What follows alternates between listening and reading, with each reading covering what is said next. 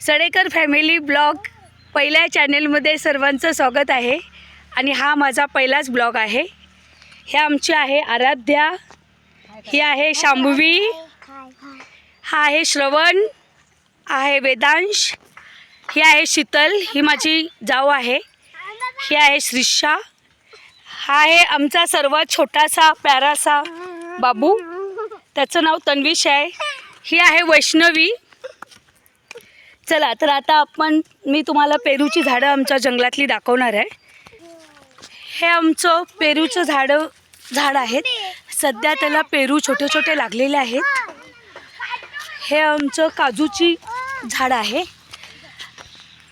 काजू पण थोडे येऊन गेलेले आहेत आणि थोडेसे येत आहेत, अजून हे कोवळे काजू आहेत। आता आपण जाऊया पेरू बघण्यासाठी। हे बघा, हे आता श्रवणचं काम चालू झालेलं आहे।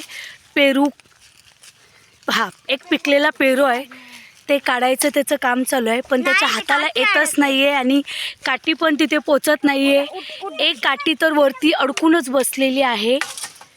चला आता आपण एक पेरू पाडायचं काम करूया। आता आम्ही चाललो आहोत आमच्या आंब्याच्या झाडाकडे। याच मला आंब्याचं झाड दाखवतो।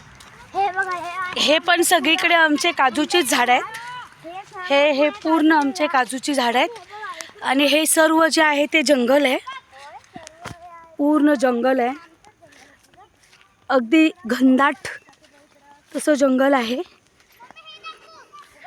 आता आम्ही चाललेलो आहोत आमच्या आंब्याच्या बागेमध्ये।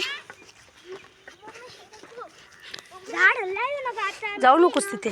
हे आहे आमचं आंब्याचं झाड, त्याला आता आमच्या आराध्याला आत्ताच एक येलो कलरचा पेरू भेटलेला आहे। मी एक पेरू काढलो आणि काठी पण माझी काढलो। हा, हे आहे आंब्याचं झाड, त्याचे अर्धे आंबे काढून घेऊन गेलेले आहेत पिकत घालण्यासाठी। बाकीचे आंबे मी ठेवलेले आहेत मला लोणच्यासाठी, मी मुंबईला ते घेऊन जाणार आहे। बच्चा पार्टी, आता कुठे जायचं आपल्याला? चला तर फणसाच्या बागेत जाऊ। आता आम्ही आलेलो आहोत फणसाच्या बागेत।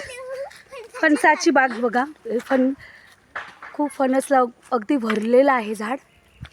आता मी तुम्हाला दुसरं झाड दाखवते फणसचं, ते थोडंसं लांब आहे, हे खूप थोडंसं लांब आहे। आम्ही आता दुसऱ्या फणसाकडे आलेलो आहोत, ह्याचे पण फणस अर्धे खाल्लेले आहेत आम्ही पिकल्यामुळे। थांबा, हा एक फणस आहे, तो आमचा एक पूर्ण भरलेला आणि सर्वात जास्त चवीला लागणारा हा फणस आहे। हा एक आमचा दुसरा फणस आहे, हा पण अगदी भरलेला आहे। हे आम्ही फणस अगदी पिकण्यासाठी तोडून ठेवलेले आहेत। तर माझा हा पहिला ब्लॉग कसा वाटला ते मला कमेंट करून सांगा। आमच्या चॅनलला सबस्क्राईब करा। थँक्यू।